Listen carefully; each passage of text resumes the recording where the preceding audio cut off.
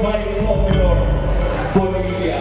Okay? Okay, so mga Chairman Governor, Levisa naman po ang isigaw. Bonilla tayo ha. Ako hindi tayo sumayaw mamaya ng Bonilla tayo kami.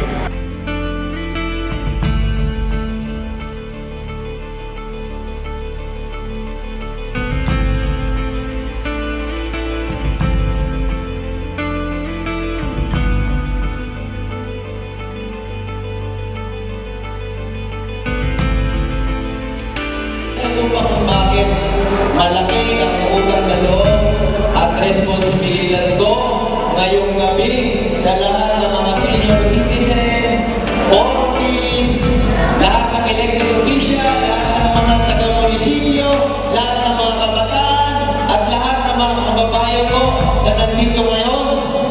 Naniniwala sila na kayo, tayo, ay may isang plataforma na aasahan nila pagkatapos ng Mayo 9. Sisigurado ko sa inyo, kapag yung boto ay napag-aralan mo, ngayong taong ito after election, yung 2,365, gagawin natin doble para 5,000 na ang bote sa bayan ito.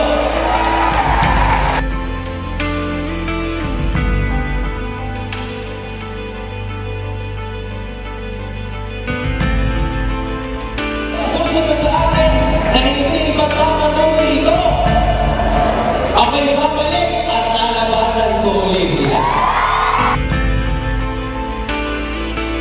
Tapos na ang masasamang kalsada. Tapos na ang nilulungkot na munisipyo. Tapos na ang masamang palengke. Tapos na ang mga basketball court na kung saan ay iniaasa lamang natin sa mga gobernador, sa congressman at sa senador. Pakinggan yung aking mga konsihal, ang sabi ko, hindi ko inaasahan na ganun pala sila kagagaling. Ganon sila kadesente. Ganon sila kaayos na tao. May nadinig ba kayong ng batikos sa ating mga kandidato?